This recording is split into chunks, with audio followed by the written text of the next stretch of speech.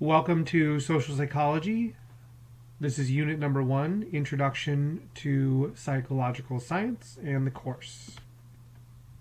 Psychology at its core is a science. All psychological disciplines have at their basis scientific research where we use the scientific method to establish truth about the way that people function in the world. In social psychology, the focus of that scientific endeavor is understanding how individuals' thoughts, feelings, and behaviors are influenced by the real or imagined presence of other people. So, how do other people influence how you behave, how you think, how you feel? Another key aspect of social psychology is that it's the study of what most of the people would do most of the time. So what this means is that as we're going through the course, we'll be talking about research studies where people behaved in certain ways, or they did certain things, and you may be tempted to sort of think to yourself or post in a discussion, well, I wouldn't do that, and that's fine, maybe you wouldn't do that. But psychology, social psychology, is about what most of the people would do most of the time, right? And so many of these studies that we'll talk about over the course will be studies of, what we would expect most people to do given a certain set of circumstances. Another big theme in social psychology is this idea that perceptions of reality are more important than what objective reality actually is. Okay? One thing that we're going to find in this course is that what actually you experience, what actually you see, is not as important. What actually happened is not as important as is how you interpret what you see, how you interpret what you experience.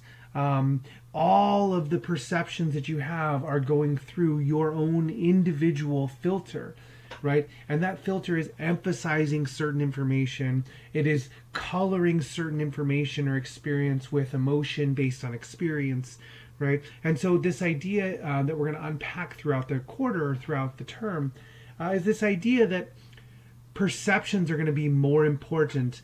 How you perceive a situation is going to be more important than whatever the objective nature of that situation actually is. Social psychology as a science is descriptive, theoretical, and empirical. So when we talk about descriptive research, we're talking about research that's the goal is to sort of identify a phenomena, to identify a pattern in the world. Theoretical approaches are trying to explain that phenomena. So we make this distinction between descriptive and theoretical. Descriptive research just says this is a pattern in the world. Theoretical relationship comes along and says this is why this pattern exists. Social psychology is also empirical. And empirical is sort of a $5 word that just says knowing through direct observation, right? Being able to conduct a study where we're collecting data through direct or sometimes indirect observation, and then generating hypotheses and theories to test ideas using the scientific method. So remember I said earlier when we talked about the definition of social psychology, the goal is to understand how thoughts, feelings, and behaviors of individuals are influenced by the real or imagined presence of other people. When we're talking about studying individuals, we're talking about social psychology. When we're talking about studying groups of people and patterns at the group level, that's the distinction that makes sociology, right? When we talk about social psychology, again, we're interested in normal, quote unquote, normal non-clinical people, non-clinical populations. We're interested in patterns, not exceptions. So when I talk about this, I'm talking about this sort of normal distribution. Like you can think of any behavior, any feeling, any attitude, and you can, any sort of thought, you can put it into this normal distribution. So take happiness, for example, right? Happiness is a feeling, and it's normally distributed in the population. And you can basically ignore what all this is over here, but just the idea that most people have an average level of happiness, and that's sort of here in the middle. There are some people who are unnaturally happy all the time, right? And sometimes I imagine that could be pretty annoying. But those people are way up here at the extreme end of this distribution, right? And there are some people all the way down here at the lower end of this extreme distribution who are really upset and unpleasant to be around most of the time, right? They're not happy at all, right? Those people are outside of what we would call this sort of normal distribution of this characteristic in the population. So in social psychology, we're not interested in the people who are extremely unusually happy or the people who are extremely unusually unhappy. We're interested in the people in the middle because this represents the majority of the population, right? They're happy on average, a little happier, a little less happy, but they're not at the extremes of that characteristic. So in social psychology, we're interested in these patterns, not these exceptions, right? The normal population here in the middle that represents what most people do most of the time. So perceptions of reality are more important than objective reality per se. There is one thing that we'll learn in social psychology, and in psychology hopefully more broadly, is that there is a substantial amount of unconscious processing that goes on in your brain before your conscious awareness, right? Our experience is just of conscious awareness, right? A light comes on, you see what's in the room, right? This is your experience. But what you don't understand, or what most people don't think about, is that from the time that that light comes on to the time that you become consciously aware of what's in that room, there is a substantial amount of processing that's happening in your brain. From the second the light energy bounces off of objects into your room, into your eye, and that gets registered in your the neurons in your retina, your rods and your cones, and that information gets sent through your optic nerve back to your thalamus, where it gets processed, and then it goes from your thalamus to your occipital lobe, where it's processed, and it goes upwards from your occipital lobe towards your frontal lobe, and it eventually ends up in conscious awareness. And all of that happens in a split second. But the point is that there is a tremendous amount of unconscious processing that is happening before information reaches the level of conscious awareness. And that unconscious processing can have a huge influence on the conscious experience that we have. So what I'm going to do is I'm going to play a brief clip of this video, and we're going to talk about a study that illustrates this substantial amount of unconscious processing and how this can influence how you perceive a situation. I wonder if you could also just say a bit more about that, because that's incredibly powerful when we think of what makes us feel lonely or makes us feel connected to other people simply by physically feeling warm or cold. I've always wondered about that. And in psychology and social psychology, this idea of warmth and coldness has a real, just like with Lou and psychological distance, roots that go back to Solomon Asch. In the first ever impression formation experiment, 1944 or so, inserted the terms warm and cold in a set of traits, personality traits, that he gave everyone the same traits, except one group got the word warm inserted, the others got the word cold inserted, and dramatically changed the impressions. And of course everyone liked the warm person with these traits and not the cold person. But it also changed the meaning of the other ones, like sensitive and hardworking and things like that. Changed the meaning of these other terms to be more positive or negative. And Asch argued that warm and cold were what he called central traits, that they're so important and powerful in our feelings about others that they change the meaning of everything else. And I went back and read the original work on that and found that he never listed any other central traits. That the only ones he ever listed were warm and cold. We always thought there were others. They're the only ones. And Susan Fiske at Princeton and her colleagues did a lot of work in the last 10 or so years on stereotypes around the world and found that the same dimension of warmth and coldness, is the first and most powerful dimension of stereotypes for groups all around the world in all cultures in 160 countries. So something that's pan-cultural, it's not just in the language and this is why it's important, it's something that's around the world. And so this warmth-cold idea turns out in her research to be sort of like the first pass that we make impressions of people. We think of them as warm or cold, and she translates it, and I think this is exactly right, as a friend or foe. And you can think in evolutionary times, is this person with me or against me? Is this person going to be an enemy or trying to block what I want to do? Is this person dangerous when you try to hurt me? Or at least let me do what I want and leave me alone, and even better, be a friend and help me, but that might be too much to ask. And this kind of pass is made based on faces, based on bodily attitude, based on tone of voice, a lot of features, but it's the first and most important dimension in how we think about new people. So given all of that, the question is, why do we use this warm or cold? Why don't we say friend or foe? Why don't we have a special word for this? And we talk about warm and cold people and warm hospitality and all these kinds of things, and cold-hearted and all these kinds of metaphors, but we all understand what they mean.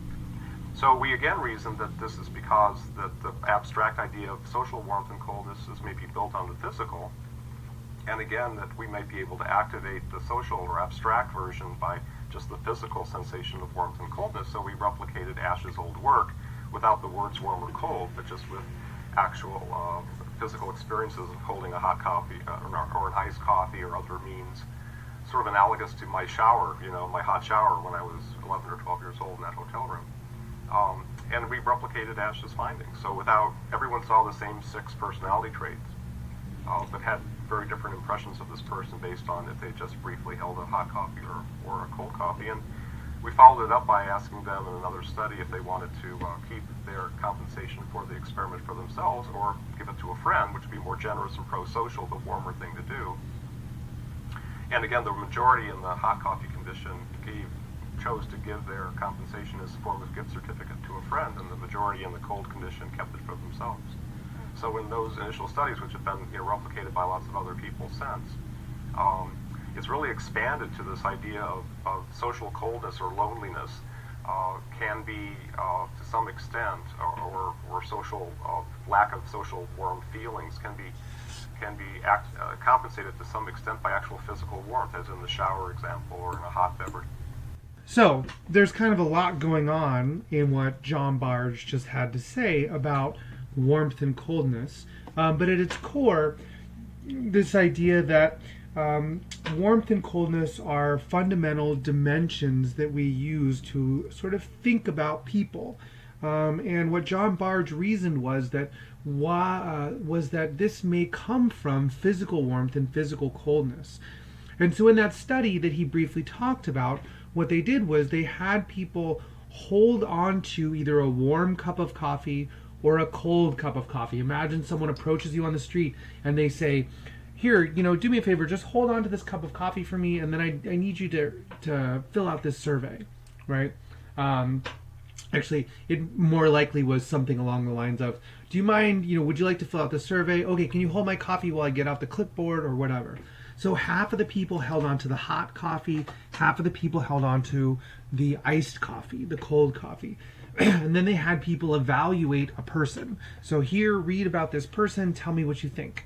And what they found was that the people liked the person who that they evaluated much more when they had just recently held the warm cup of coffee compared to the cold cup of coffee. So the idea is that holding that warm cup of coffee unconsciously activates feelings of warmth, and those unconsciously activated feelings of warmth then translate into a more positive impression of another person.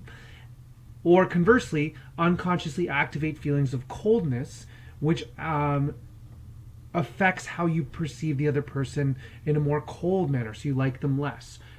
The whole point of this is that this unconscious processing is influencing people's impressions of other people, and this is happening completely out of their conscious awareness, right? The people in that study didn't know that the warmth was being activated in their unconscious, and that unconscious activation tinged, sort of influenced subconsciously how they perceived this other person that they were evaluating. So what's important here is to remember is that your conscious awareness is influenced by substantial amounts of unconscious processing, right? And so how you perceive other people has a much bigger influence on how you behave relative to the objective reality, as opposed to what is sort of actually going on or objectively what is happening. Another example of this is what we call the hostile attribution bias, right? Some people perceive behavior as more hostile than other people, right? And we'll talk later on in the quarter about this idea of this hostile attribution bias. So in terms of social psychology and sociology, sociology tends to focus on the group, right? So we might ask question, what leads a society to give up their rights to an authoritarian leader or a demagogue? Social psychology tends to focus on the individual. What leads an individual to submit to an authority figure? Oftentimes, social psychology and sociology sort of intersect. There is a considerable amount of overlap, but the real key distinction is this idea of, the focus of the group versus the individual. Ultimately, though, these two fields sort of work together in understanding how both societal and individual factors influence people's behavior. So typically I ask students in my face-to-face section to sort of think about this. Is this social psychology?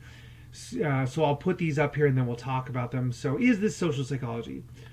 Susie stops at a stoplight, which is a silly thing to say. Susie stops at a stoplight at 3 a.m. in downtown Chicago. Donna pulls Khalil out of in a headlock after watching wrestling on TV. On the way to school, Hijung gets hit on the head by an apple that falls from a tree and changes her route to avoid it the next day. Cockroaches are observed to run more quickly down a corridor when other cockroaches are present. So for each of these, I ask the question, is this social psychology?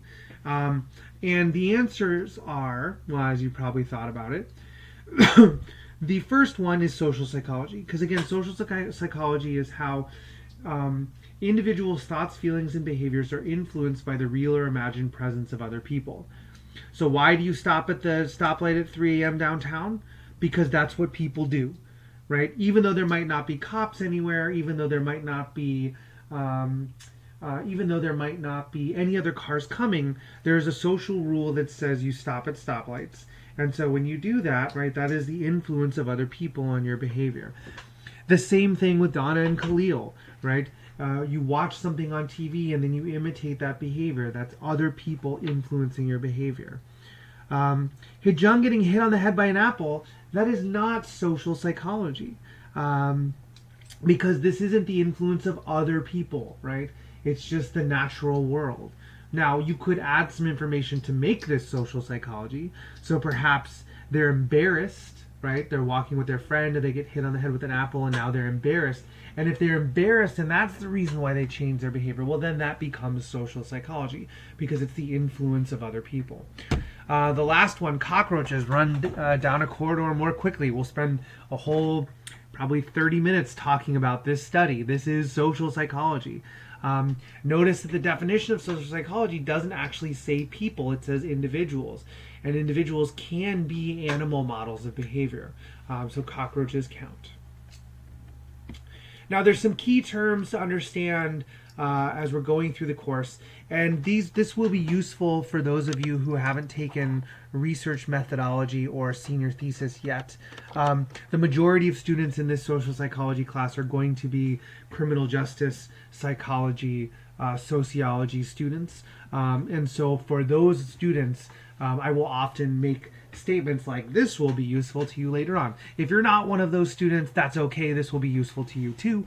But you can just ignore all of my pontifications about senior thesis and research methodology. When we talk about a hypothesis, we're talking about a specific testable prediction, right? It's based on your observations or previous theory, right? You're making a prediction. If I put this person in this situation, this is how I predict that they are going to think, feel, or behave. A theory, on the other hand, is an organized set of principles that are used to explain a specific phenomena, right? So I have a theory of social dominance theory. And social dominance theory, which is a theory in social psychology, is the goal of social dominance theory is to try and understand why societies are organized hierarchically with some people at the top and many, many more people at the bottom, right? And ideally, theories are efficient and they try to explain the world, and these can lead to new hypotheses. So if social dominance theory is correct, then we would predict this specific hypothesis in this specific situation. So the distinction here is that hypotheses are specific testable predictions.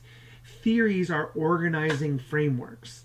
They're bigger, they encompass more, they explain more, and they generate hypotheses.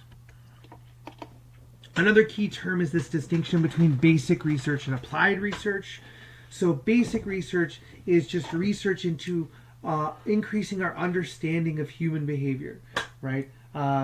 Just the general idea of like learning about something to learn about it, right? We test a specific hypothesis from a specific theory, but there's no practical application to that information.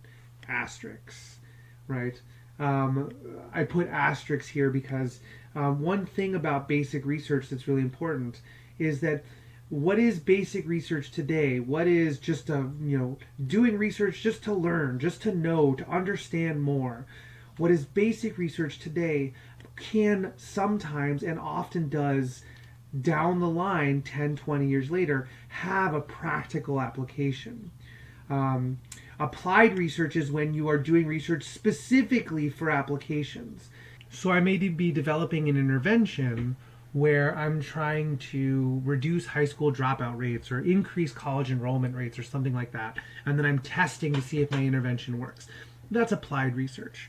The one thing to remember is that basic research is never only just basic research, because you can never know if the basic research that someone's doing today might lead to some revolutionary applied application a long time ago. So for example, and I'm stealing this from Neil deGrasse Tyson, but Neil deGrasse Tyson, who's an astrophysicist, talks about this and says, when researchers were studying microwaves, not microwave ovens, but like the actual microwaves themselves, back in the 1950s and 60s, they had no idea that microwaves could be used to heat water, right? They were studying them for use in communications, right? They were just trying to understand how these microwaves work, doing basic research.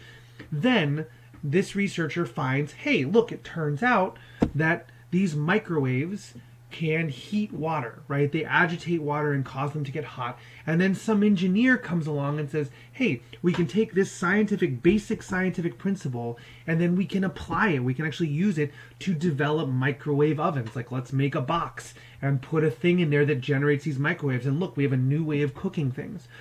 The people who are doing that basic research had no idea that it would lead to that practical application.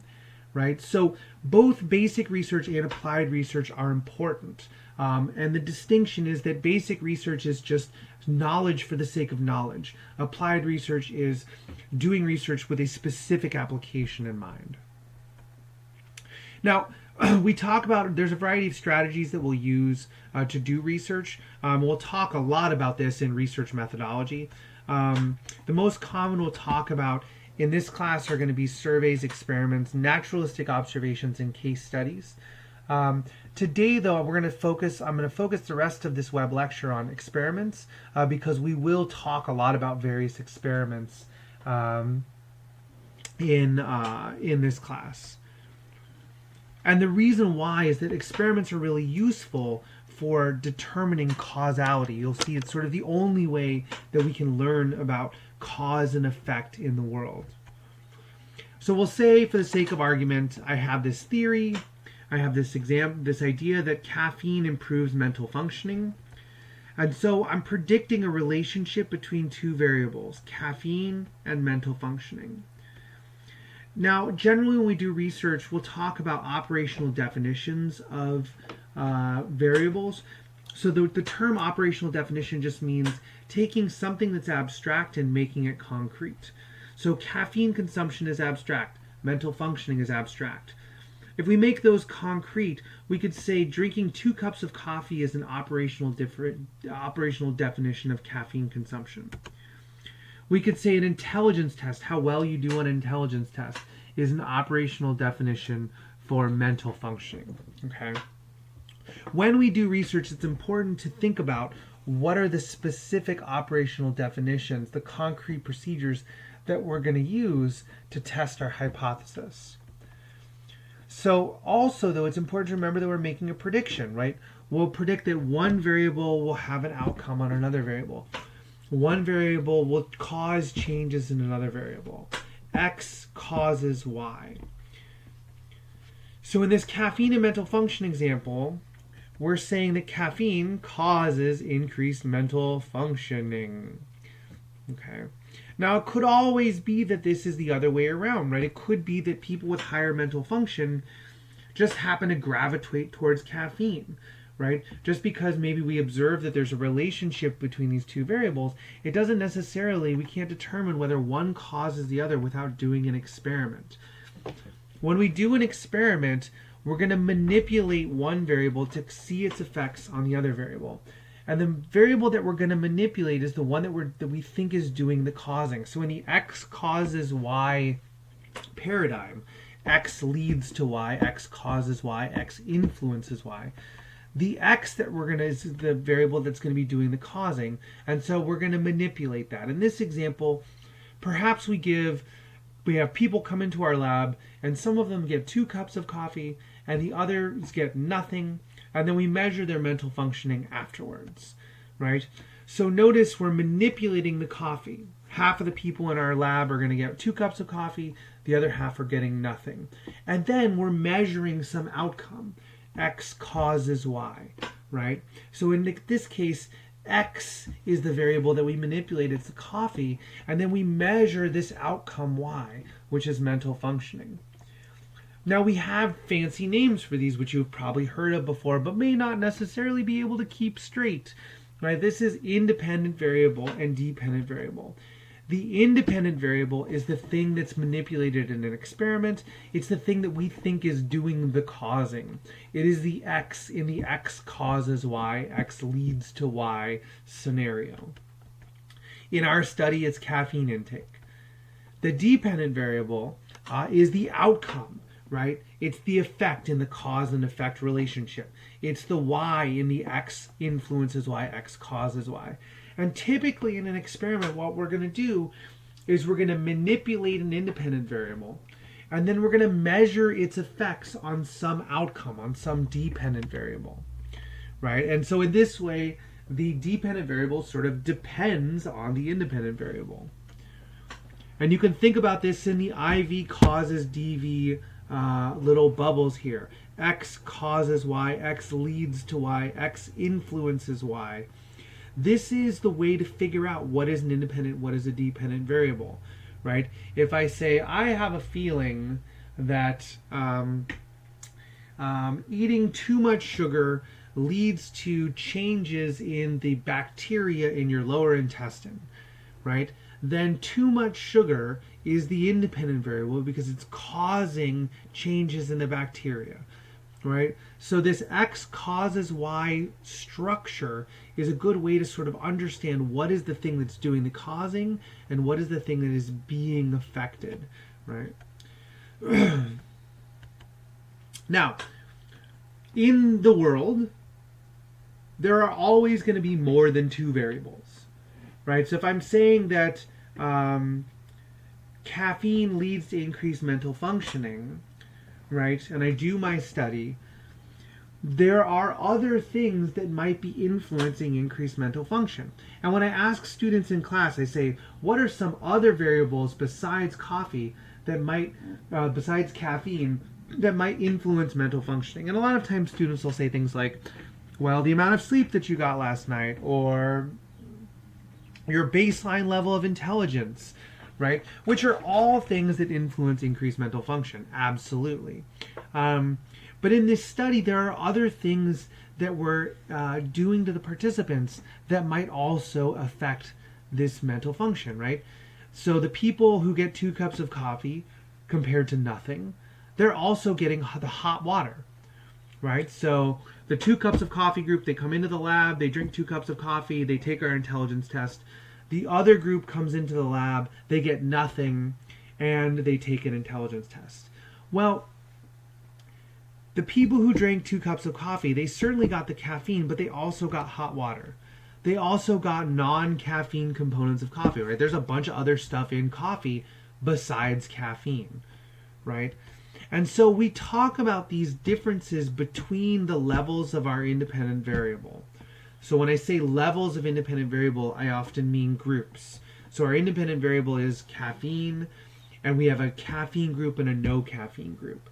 But the problem that we have in our study as it is now is that we have confounding variables. These are variables that are systematically different between the levels of the independent variable. So the people in the caffeine group, they got coffee, they got the caffeine, but they also got hot water. And the people in the no caffeine group didn't get any hot water. The people in the caffeine group got the non-caffeine components of coffee. The people in the no caffeine group didn't get any of those things. And so we talk about these as confounding variables, right? These are differences between the groups that are systematically different. One way to remove confounding variables, so the goal of an experiment is to make our groups as equal as possible. So one way we could do this would be by brewing the same exact pot of decaf coffee. And if we were doing this for real, we would measure out the amount of water, we would weigh out the amount of beans, we would, brew the coffee exactly the same way. And then in one of the pots of coffee, or in one of the cups of coffee, we would dose it with 100 milligrams of caffeine, right?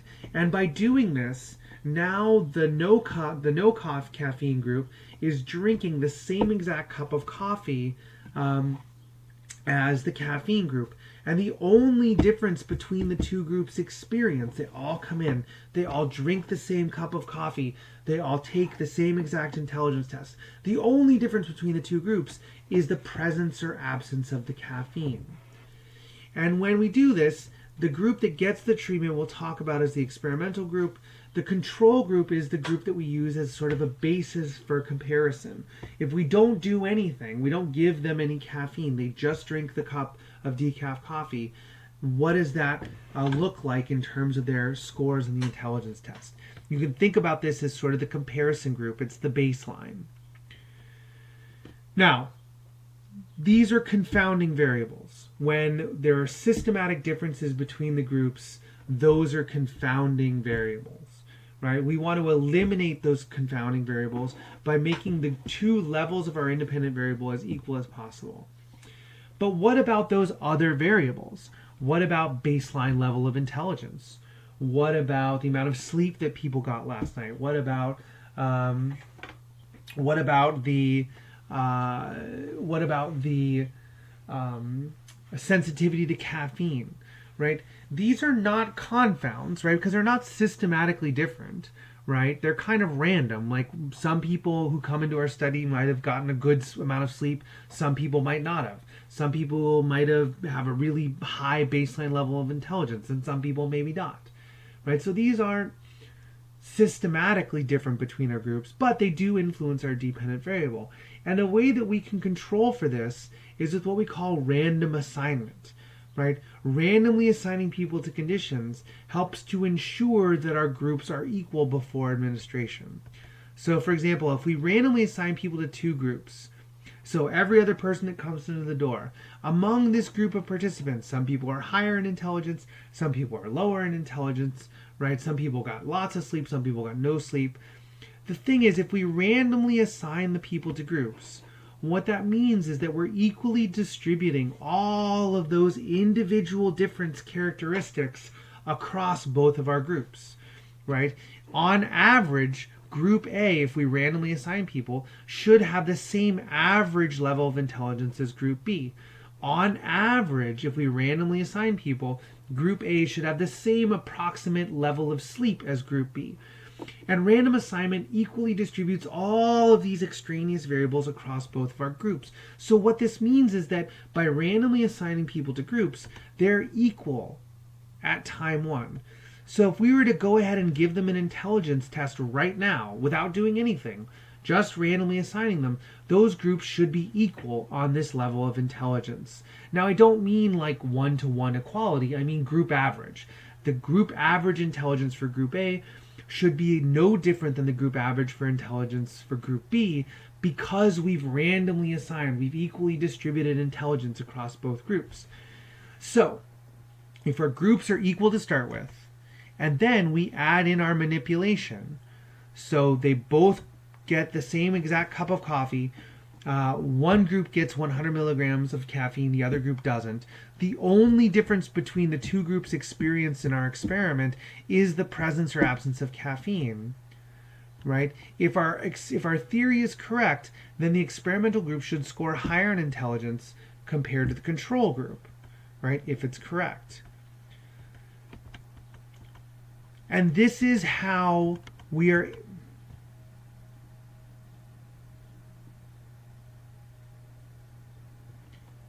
And this is the power of experiments at determining causality, right? If our groups are equal before the experiment through random assignment, and random assignment is really powerful, it does this very well, and the experience of the groups is exactly the same in the study except for the independent variable, except for that one group got a little bit of caffeine and one group didn't. If everything else is the same for those two groups, and then we see a difference on our dependent variable, Group A scores higher on the intelligence test compared to Group B, then the only conclusion that we can come to is that the caffeine is what caused that difference, because nothing else is different between the two groups. That's the goal of an experiment. That's the power of an experiment. Now, what's cool about this random assignment is that because they're equal on the dependent variable before the manipulation, we do not have to measure their intelligence beforehand. We don't need to know, because we're not comparing your intelligence before and after. We're comparing Group A's intelligence with the baseline, the control, Group B. Right? We don't need to know this. We can do that study. That's a within subjects design where we measure them pre and post. But the point here is that with random assignment, we don't actually have to do that. Random assignment is super powerful for controlling for all of these different kinds of variables. So here's an example of a real experiment that was designed to test whether or not we could improve the retention rate of women in science. So women are underrepresented in science, especially in engineering. There's a lot of research that suggests that when women enter undergraduate engineering programs, because they're so underrepresented, this can lead them to feel isolated or marginalized, and it can lead them to interpret the adversities that they face in school, sort of the difficult classes and the strain, the stress and strain of being an undergraduate in engineering. It can lead them to interpret that as that they're not cut out for the program, and can lead them to ultimately drop out of the program. And so Walton developed an intervention that was designed to address this problem. It's a little bit complicated, but at its core, what it did is it helped women to sort of reframe these adversities as part of a natural transition and not as evidence that they're not cut out for the major. And what they did was they set up an experiment to see if this would have an effect on women's grades, right? So think about the X causes Y language. The intervention is our independent variable, and we want to see if it has an effect on the dependent variable, women's grades. So the students were either put into an intervention program or they were assigned to a control group. And these are the results. right? So we're comparing down here men and women. They're all randomly assigned to either get the treatment or the control, right? And the treatment was aimed at reframing the adversities that they faced as sort of a natural part of the of being a major. And what they found was that for men, their grades improved slightly if they got this intervention program. But for women, look at this improvement here. The women who got the treatment, the women who went to the training to sort of reframe how they struggled in this as part of the major as opposed to evidence that they couldn't hack it. When they reframed that, women were able to do just as well as men in these engineering programs.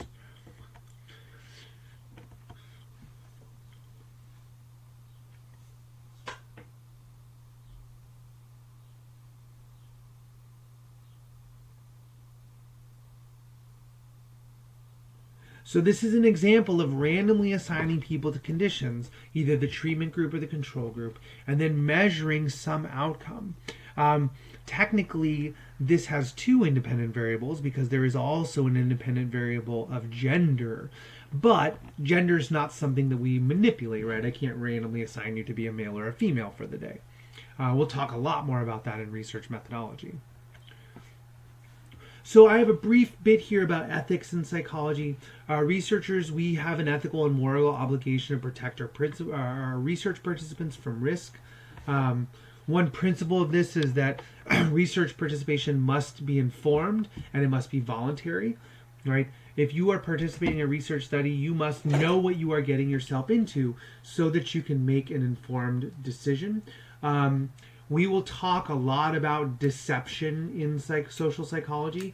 Deception is when you are not telling people the whole story about the study. You're not telling them what they're going to do in the study, or you're giving them false information. You're using confederates, other people in the study who actually work for the researcher, but they act like they're participants. Deception is huge. One thing you're going to find in this class is that we like to mess with people a lot in social psychology. The one thing to know about this is that deception for the purposes of getting someone to participate in a research study is never ethical. It is never okay. But sometimes it is important, and you'll see we'll talk about various studies. Sometimes it's important to not tell people the whole story because if they knew the whole story, that might change their behavior. Ethical reviews are required for all psychology studies, for all research that's done in the United States. There is a review board that independently evaluates people's research protocols to make sure that they're being conducted in an ethical manner. A study cannot be done unless it has IRB approval. Asterisks unless it's for classroom demonstration purposes, and then it's kind of okay. They leave that discretion up to us. Okay, so that is the introduction to psychological science, introduction to social psychology. Make sure that you participate in this week's discussion. Make sure you participate early and often. Make sure that you take this week's quiz. Make sure you take it as many times as you need to get the grade that you are looking for. Remember, you have an unlimited number of times that you can take those quizzes while the quiz is open. The next unit will open up soon, and make sure you're paying attention to D2L for those deadlines. And as always, email me if you have any questions.